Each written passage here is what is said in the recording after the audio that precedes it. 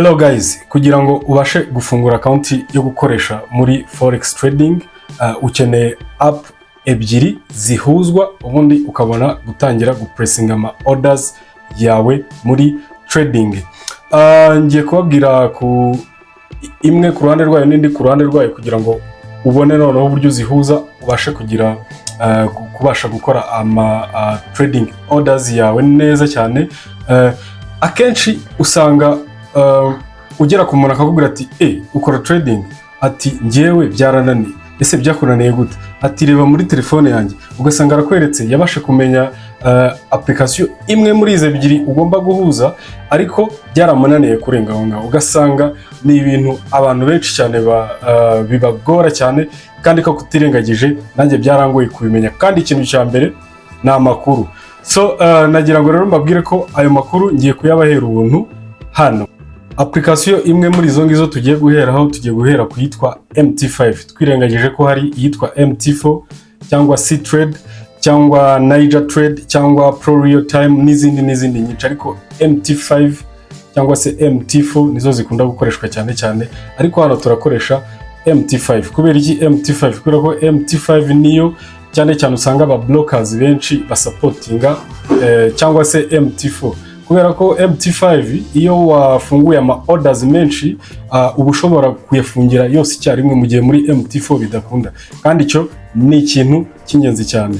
Ubu rero ahantu ugiye gukura MT5, ugiye gufata telefone yawe usanzwe ukoresha, yaba Android cyangwa iPhone, ugiye muri Apple Store niba ukoresha iPhone, cyangwa ugiye muri Play Store niba ukoresha Android, hanyuma wandikemo MT5 cyangwa MetaTrader 5. Kudownloading application ndumva nawe byananira. So numara kuyidownloadinga, hanyuma ube uyishyize ku ruhande, ubundi dukomeze n'ikindi cyiciro. Ikindi cyiciro tureta dukurikizaho nicyo guhitamo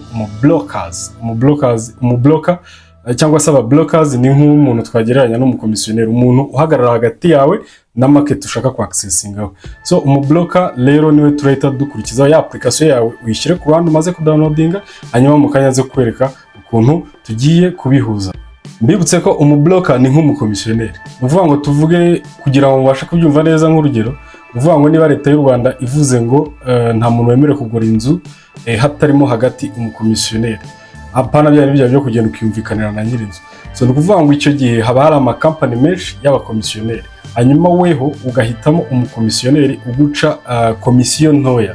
So nahangaha rero niko bimeze mu guhitamo umublocker ukorana nawe uguza n'isoko, naho niko bigenda. Hari ama company menshi y'aba blockers, so ugomba guhitamo imwe rero. Kandi guhitamo imwe ushobora no gukoresha imwe cyangwa ebyiri, ariko ziba zifite imiterere cyangwa se regulations cyangwa se guidelines zigenderaho kandi zitandukanye. Uvuga ngo wewe uhitamo ikorohereza bitewe n'igihugu urimo, bitewe na style ya trading ya ushaka gukoresha. So hano rero ngiye kubabwira ibintu bigera nko muri 6 ugomba kwitondera mbere yo guhitamo umublocker, hanyuma nyuma tuze guhitanamo umublocker, hanyuma tumufungure account, hanyuma tuze kuyihuza na ya MT5 twa downloadinze mbere, hanyuma uze kureba ukuntu bikora, ubashe no kumenya uburyo ushobora gukora deposit y'amafaranga yawe ushaka gukoresha muri trading cyangwa no kuyakuraho. So ibyo bintu byose ni ibintu bigufasha guhitamo umublocker neza cyane. Ikintu cya mbere rero ugomba guhitamo mu gihe ugiye gucuzinga umublocker ukoresha cyangwa se umukomisiyoneri, ni ijambo riragufasha kubyumva neza niba ari ubwa mbere koko ugiye gufungura account ya Forex Trading. So ikintu cya mbere ugomba kumenya no kumenya style y'umublocker ugiye gukorana nawe. Ese akoresha ari mu yihe style, ari mu yihe category ubwe. Hari izitwa dealing desk cyangwa se non dealing desk, cyangwa se ikaba ikoresha iyo system yose ariyo iba yitwa hybrid. Ni ukuvuga ngo ikaba ikoresha dealing desk na non dealing desk. Muri dealing desk rero aba aribo twita aba market makers. So ni ukuvuga ngo uyu mublocker ni n'umublocker wo kwitonderwa cyane, kuko uyu n'umublocker unguka ari ukuhombye, wahomba akunguka. So which means ko iyo wa placinze order yawe uri gutradinga, uvuga ngo we abagucungiye hafi, uvuga ngo iyo uhombye we kuri we arunguka, wakunguka kuri wagahomba kuko amafaranga ubona ava muri account ye. Sinzi niba icyo kintu muri kucyumva, ari naho abantu benshi cyane bajya bakunda kugwa. So ukibaza ese ni wowe utabizi cyangwa so ku yindi kategori rero y'umubloka nuri non-dealing desk. So wowe abaguhuza na interbanking, ni ukuvuga ngo we abarimo hagati ariko ipresence order ahita yohereza muri interbanking, ni ukuvuga ngo we acungira kuri komisiyo. We rero iyo we uri kunguka muri iyo market wagiyemo, nawe nibwo yunguka. So iyo uhombye yunguka dukeya twa komisiyo, ariko iyo wungutse so niwe nawe abasha kunguka komisiyo nyinshi. So urumva uwo nguwo rero niwo mwiza uba ugomba gukoresha. Hakaba n'abandi ba blockers rero baba barimo hagati aho ngaho bitwa hybrid. So we abafite amoko atandukanye ya account kuri platform ye, ukaba wakwihitiramo hanyuma bitewe na account uhisemo, ugasanga imwe iri dealing desk, indi iri non-dealing desk. So ibyo bintu ni ibintu ugomba kwitondera cyane. Ndabizi bamwe ushaka kwita jumpinga guhita ubona ukuntu ugiye guhuza MT5 na account y'umubloka kugira ngo uhite placing order ako kanya, ariko ni ibintu byo kwitondera cyane kuko ushobora kuhagwa hano hantu utitonze. Ikintu cya kabiri rero ugomba kumenya ku mubloka, ni ukuvuga ngo ugomba kumenya ubwoko bwo gukora deposit cyangwa withdraw bitewe n'igihugu urimo. Niba umubloka ugiye gukorana nawe abisapotinga, ruvuga ngo wowe ushobora accessinga kuri mobile money cyangwa se kuri card, ariko ugasanga umubloka ugiye gukoresha ntabwo akoresha mobile money kugira ngo uzabashe withdrawing amafaranga yawe. Iki ni ikindi kintu cya kabiri kandi cy'ingenzi cyo kwitondera. Ushobora gusimbukira ku mubloka wishimiye ibintu byose atanga, ariko ugasanga gukora deposit ntabwo bikoroheye. So icyo ni ikindi kintu cya kabiri cyo kwitondera. Ikindi kintu cya gatatu cyo kwitondera ni ugutestinga customer chat y'uwo mubloka ugiye gukoresha. Vuga ngo customer chat ni hano uvuga uti niba ngize ikibazo nkajya kuri chat yabo, kuri support team zabo, nkajya gusaba ubufasha, ese basubiza mu gihe kingana gite, ese binteractinga gute mu gihe ugize ikibazo. Icyo ni ikintu ikindi cya gatatu kandi cy'ingenzi ugomba kubanza ugatestinga mbere yuko uhitamo umubloka. Ikindi kintu cya kane ni ukumenya ubwoko bw'amaccount umubloka atanga, kuko hari amaccount agira zero spread, hari amaccount y'aba professionnel, hari amaccount agiye atandukanye. Iyo winjiye muri platform y'umubloka nibwo ubibona neza. Hari ama premium, hari ama pro, hari izikoresha ama cent udufaranga duke cyane, hari izikoresha zero spread. Spread nzabibasobanurira neza. Ni ukuvuga ngo spread ni uburyo bwo kugura cyangwa kugurisha iyo ntera ibirimo hagati aho ngaho niyo bita spread. So hari igihe winjira mu isoko rifite spread nini ugasanga utagira mu gihombo. Niba wahereye nko ku madolari 10 ugasanga ageze ku isoko ni nk'amadolari 8 bitewe na spread irimo hagati. So ikindi kintu rero tugiye kugeraho cya kane ni ukureba niba bloka yemewe n'inzego cyane cyane zikomeye nyine zigenga bino bintu ku isi. Icyo nacyo ukakitondera kuko iyo usuye website ye ushobora kubicekinga munsi uri kureba regulatory ukabibona byose neza. So ari igihe ushobora kujumpinga ku mubloka ukiza mushyashya uri scam ugasanga gukorana nawe ntabwo byemewe. So ikintu cya gatandatu ni ukureba platform iyo platform y'umubloka akoresha. Ni ukuvuga ngo za platform twahereho, za application twahereho, niba ari MT5, niba Pro Real Time, niba ari MC Trade, niba ari MT4, kuko inyinshi usanga zibanda kuri MT5, MT4 na C Trade, ugasanga nta zindi zindi cyane bari gukorana nabo. Rimwe na rimwe ugasanga bakorana na MT5 yonyine. Ikindi kintu cya karindwi ni ukureba minimum deposit bemera cyangwa maximum withdraw bemera. Vuga ngo ushobora kwirukankira ku mubloka wavuga uti uyu nguyu ndamwizeye akora gutya, ibintu bye byose nabicekinze bikora neza. So ariko wajya kureba minimum deposit ugasanga amadolari 500, kandi wowe utazayabona ubasha gukora minimum deposit wenda y'amadolari 50. So icyo ni ikintu nayo cyo kwitondera. Cyangwa wasanga afite minimum deposit ntoya ugasanga maximum withdraw yemera ni maximum iri hejuru y'amadolari 1000 n'urugero. Wowe ugatrading amadolari 10 wakenera kubikuza amadolari 50 ugasanga. Iki nacyo ni ikintu cy'ingenzi ugomba kubanza kwitondera mbere yo guhitamo umubloka. Reka dufungure account y'umubloka umwe kugira ngo tubigendanemo neza ubone ukuntu account tuyifungura hanyuma uze no kubona ukuntu urayihuza na ya application ya mbere ya MT5. So kuri inshuro urabona ari nsanzwe nkoresha HFM ariko reka dufungure indi account yitwa muri XFM iyo nakoreshaga ni HFM yo gufungura muri XFM kugira ngo ubashe kubona uburyo tuyifungurana hanyuma n'uburyo tuza kuyilinkinga neza muri ya yindi. So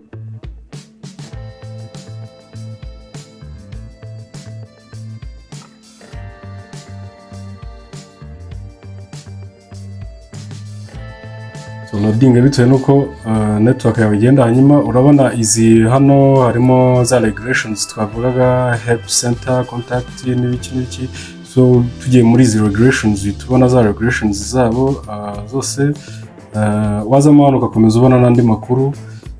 Urabona bemera copy trading ni ibintu byiza cyane. So urabona bakorana na platform MT4 MT5 XFM app nuvuga ngo muri ino platform hano turi kuri no website app yabo iri in build naho ushobora gukora ama trading. So reka to getting started dufunguremo account turebe. Okay, urabona itabona location yawe ni mu Rwanda, tugiye gushyiramo email. Nawe urashyiramo email yawe. Shyiramo email.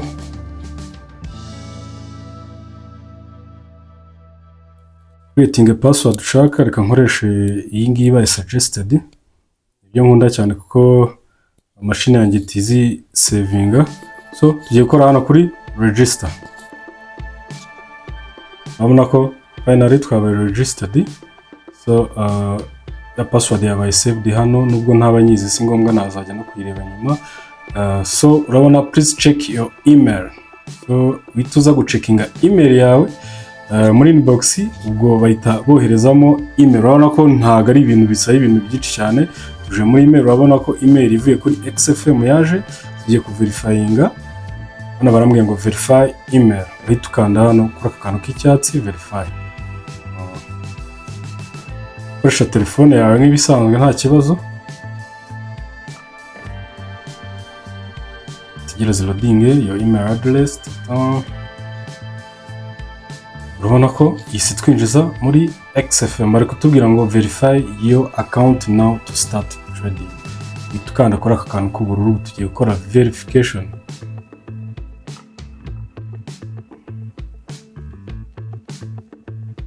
Kora verification ya numero, hano urashyiramo numero yawe ya telefone isanzwe ukuyeho numero ya telefone isanzwe hanyuma kandi hano wakohereza code kuri message.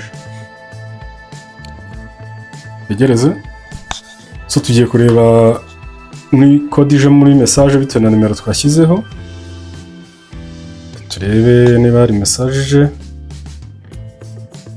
kugira ngo tubashe gushyiramo verification code. So urabona neza verification code ko yahageze. Neza verification code yahageze, tugiye kuyishyiramo. 50775 wemeza ukande verify. Iyi nimero ari gihe bariyo nimero bazakoherezaho amafaranga, tukanda continue kuri mo. Maze ukanda continue hano tugiye kuzuzamo iyi myirondoro bari kutubaza kugira ngo verification ibashe gukunda. Uje hano ushaka kubona turacyari kuri step ya mbere. Shyiraho amazina yanjye, nawe urashyiraho amazina yawe hano, ushyiremo igihe wavukiye, umwaka,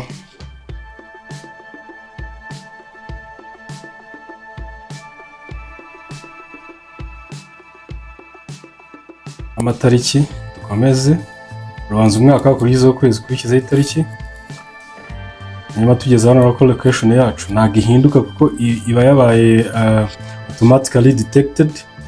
So address yawe hano ushaka guhitamo iyo ushaka, niba utuye muri Kigali hitamo Kigali Rwanda, niba utuye Kicukiro where ibintu nk'ibyo.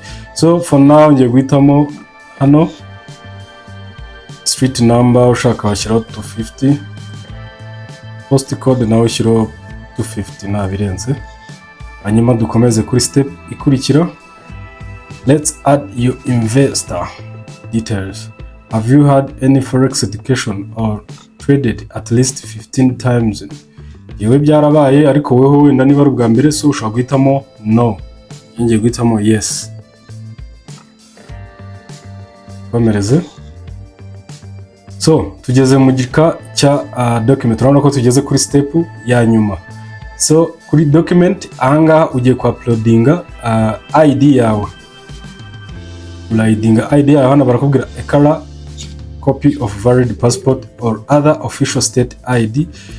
Example, driver's license, identity card, indangamuntu cyangwa se perime etc. cyangwa se barakubwira ngo ID igomba kuba iri valid kandi iri contain na n'amazina, ni ukuvuga ngo igomba kubihuje amazina nawe n'amazina wafunguje hano muri account. Ni ukuvuga ngo hano urashyiramo indangamuntu yawe ariko cya gice cyo kwisura hano ushyiramo indangamuntu yawe ku gice cy'inyuma nurangiza wa uploading. Ni ukuvuga ngo numara ku uploadinga turategereza. Ni ukuvuga ngo hano ntabwo ngiye gushyiramo ID zanjye, ndaza kuzishyiramo nyuma kugira ngo zitagaragara. So numara ku uploadinga utegereze. Urabona ko twamaze gukora kohereza amadokima yacu. So bari kutubwira hano ngo pending, your documents are currently under review.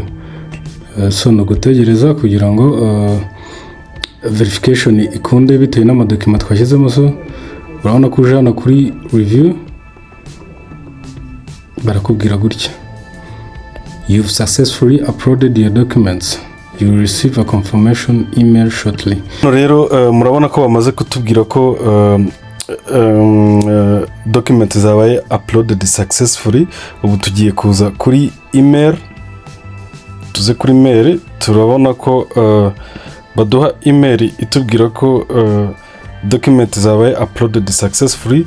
Nuvuga we would like to inform you that your document have been uploaded successfully and will be evaluated by the relevant department within 24 business hours. Nuvuga hano barakubwira ngo document zawe zamaze kugera muri system. Nuvuga urategereza amasaha 28 hatarimo iminsi ya weekend. Nuvuga 24 business hours.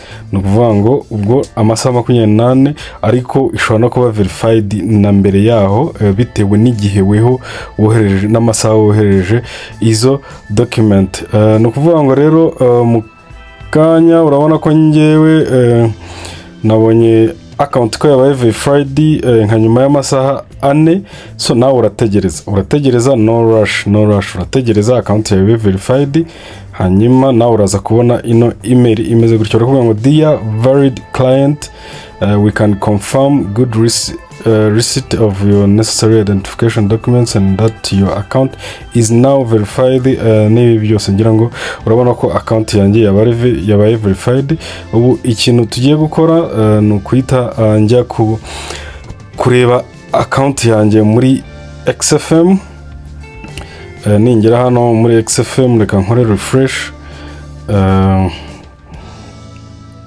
Murakora refresh account, urabona ko account yanjye yabaye verified. Kakandi kavugaga ngo mbanze nkore verification ntagahari. Ubu ngiye kubereka ukuntu tugiye gucreatinga account mo hano, hanyuma tuze kuyihuza na MT5 mbereka n'ukuntu dushyiraho amafaranga, hanyuma ubundi utangire gutradinga. Ariko bino nibirangira ntabwo urabumenya trading, nta ni cya kabiri cya trading uraba wari wakamenya. Urugendo ni rurerure, gusa iyi ngiyi ni intambwe imwe mu z'ingenzi nawe ugomba kubanza gutera kugira ngo utangire urugendo rwo gutradinga.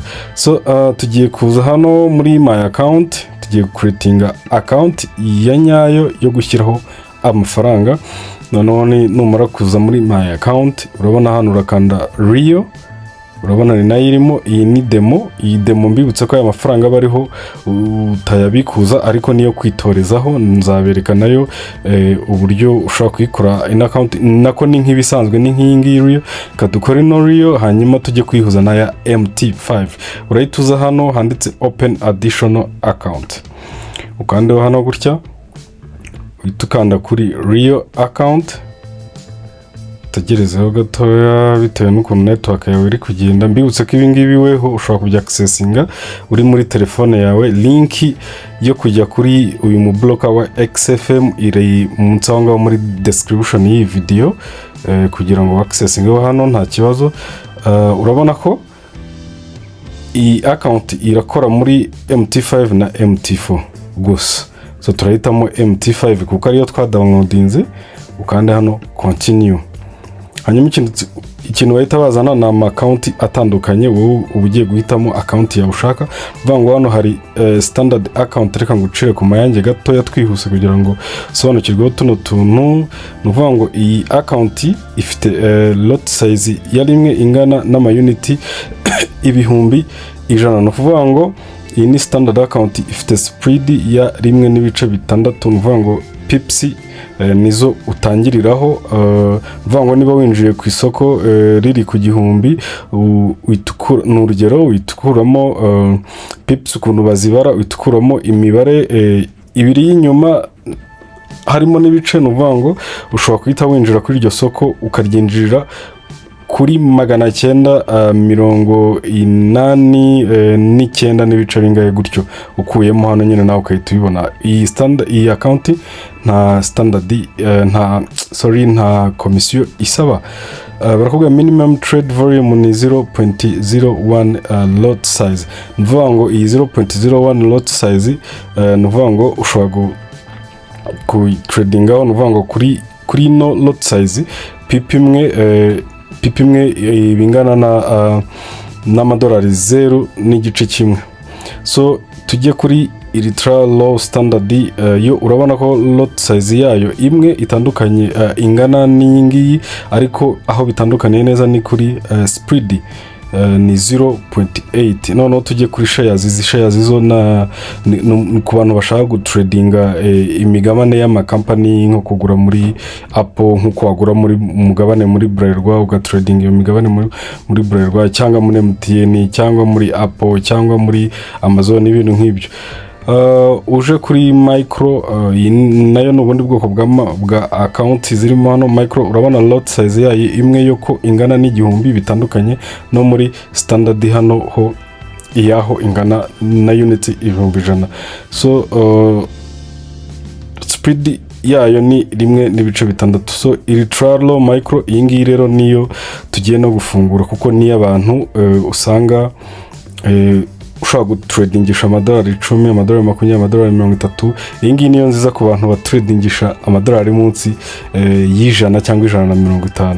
So wewe uhitamo iyi ngiyi ultra low micro, hanyuma uze urabona entry spread yayo iri hasi cyane 0.6. nta gihombo yapfa kugutera cyane. Minimum trade volume ni 0.1 lot size. So witukanda kuri continue.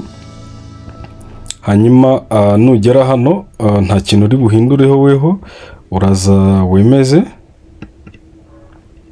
ukande none continue.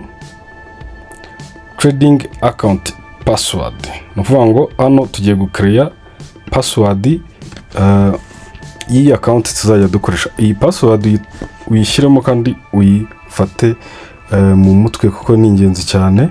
So ubwo nayishyizemo, utukanda complete. Mara ukanda complete, utegereze account yawe iri kuba created. Urabona ko itweretse ngo complete. Ngiye kuhita savinga in account. Urabona ko username ibaye ultra low micro. Ubwo ngiye kuhita savinga iyi account. Urabona ko account maze kuyitradinga. So bayise bampa login zayo. Login zayo ni izi ngizi. Ugiye kuzikopiya.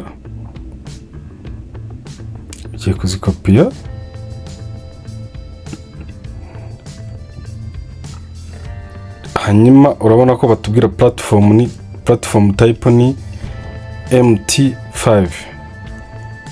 Hanyuma iyi XM Global ni server niyo turi bukoreshe. Iyi nayo uraza kugaruka uyikopiye cyangwa uyifate mu mutwe. So ubu ikintu tugiye gukora tugiye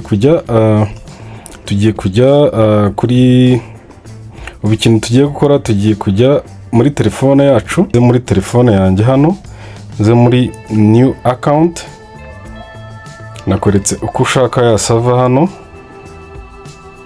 uraza ushyiremo ya server ukopiye hano, uze ukore paste.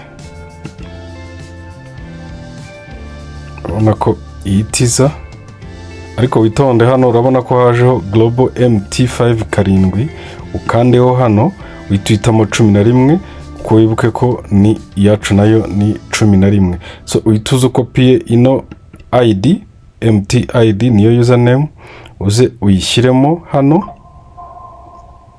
Numara kuyishyiramo hano, hanyuma ushyiremo ya password wa create, ya password umaze gucreate mu kanya y'iri account itandukanye niya profile yawe yo muri XM. So uze uyishyiremo hano, nanjye pastingamo hano, ukore sign in. Mara gukora sign in urabona kari codinga, urabona ko dufite balance ya 0. Kugira ngo urabona ko account yagiyemo mu mazina yanjye, muri ya mazina yanjye ari kuri XM Global Limited, ni nkandaho hano urayibona, dore ngiyi akangaka ari kangasibe katatujijisha.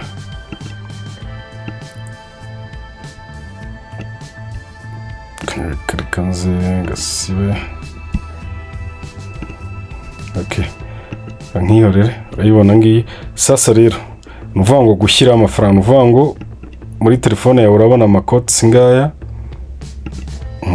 urabona ama currency pairs, ni kuvuga ngo ushobora ku editinga ukazamo hano ukahitamo, harimo ama crypto, harimo derivative, harimo stocks, ama stock, harimo ama cryptocurrency. Noneho tujye muri forex account yacu ngiyi ni micro electoral, tujye muri measure cyangwa reka tujye muri measure currency, turazibona zose za euro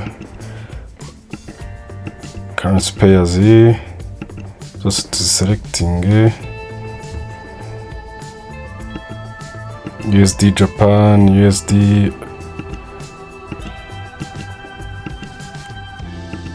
zose kisubirira inyuma, cyangwa urabona zose ko zihite zijyamo, hanyuma tuze twongeremo n'izindi. Urabona ko harimo izindi nyinshi zitarimo. Standard dufate minus okay, exastic, ngira ngo urazibona zose. So reka dushake yenda urugero nka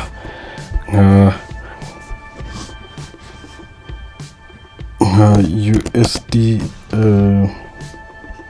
Euro USD,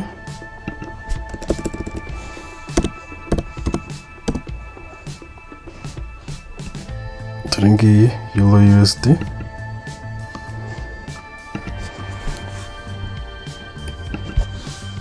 naho tuze tuyishake. Okay. So urazibona uko ugenda uzimportingamo, nuko nguko tuvuga ubu ngubu urashaka gutradinga wenda tuvuge ushaka gutradinga iyi Euro USD, ukayikikaho ukahita ukareba chart yayo ukayikorera ama analyse. So urabona ko account yacu dufiteho 0. So tugiye gushyiraho amafaranga rero dukoresheje wa muburuka wacu. Ngiye kuza hano nkande kuri deposit, kande kuri deposit. Urabona hari uburyo bwinshi bwo gukora deposit ndetse no gukora withdraw. Ushaka gukora deposit ukoresheje visa card yawe, ariko ibi ngibi sinabikugiramo inama kuko biratinda cyane. Ushaka kuyashyiraho bitewe na bank ukoresha, ushaka kuyashyiraho none akazageraho nk'ejo cyangwa nyuma y'icyumweru. Abantu bakoresha Binance, urabona ko bafite Binance Pay, uburyo ushobora koherezaho ama USDT uburyo bwa crypto ku bantu bakoresha Binance. Rero urabona ko ibi bintu ari sawa. Uburyo bwa Binance Pay n'uburyo bwa cryptocurrency bisanzwe uyafite ku zindi wallet, urabona iyi ngiyi USDT ikoresha Tron, iyi ngiyi ni Ethereum, Bitcoin, iyi ni Bitcoin Cash. Ngira ngo urabona ko ibintu rwose nta kibazo. So twebwe tugiye gukoresha uburyo bwa mobile money mu gukora deposit, ari nabwo buryo bwihuta. Urakanda hano, utakanda uburyo bwa mobile money. Urabona minimum deposit ni 6,300. 6,300 bingana n'amadolari angahe? Ubwo reka tuzite birebe. So mobile payment method, uvuga ngo uburyo ushaka gukoresha bwa mobile money, hari Airtel money, hari MTN mobile money. Reka duhitamo MTN mobile money. Hano ngiye gushyiramo nimero yanjye ndi bukoresha nishyura, nimero iri bwishyure. Hano ngiye gushyiramo amount, reka dukoresha aya ngaya n'ubundi bemera 6,300. Reka turebe, aya anishyize mu gice cya USD, kashyire mu gice cy'amanyarwanda 6,300, bihwanye n'amadolari 4 n'ibice 34. Nkore deposit. Hano ndemeje ko nshaka kwishyura 6,300. Ngiye gukonfaminga.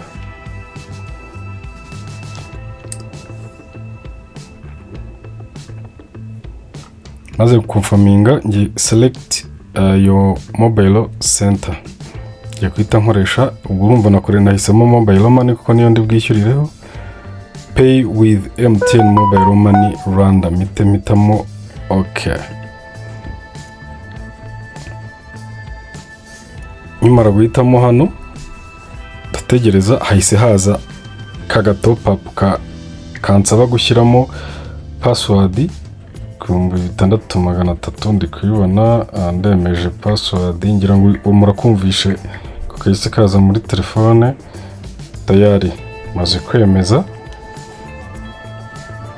maze kwemeza nishyuye. Tugiye kureba noneho balance yacu ko yagezeho amadolari 4. Urabona ko bari kutubwira ngo if you have followed the steps, urumva ko amafaranga deja aragiye.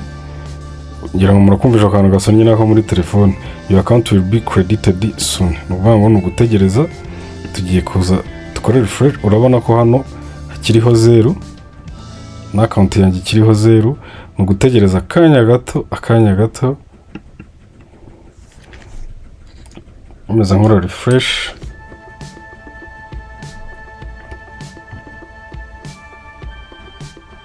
Kora refresh yo gatoya rwose, mu kanya amafaranga araba hageze.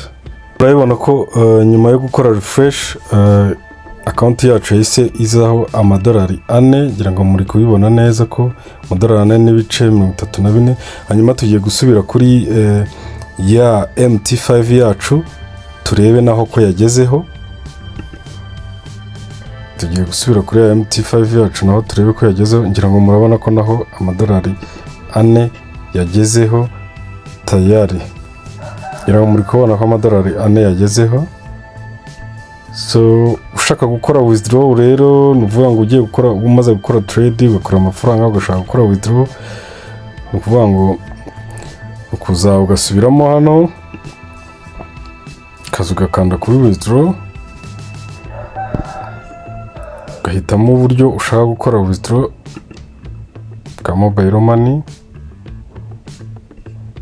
kuzamo ya myirondoro yawe yose. Hanyuma urabona ko hano bakubwira ngo minimum withdraw kora amadolari 15.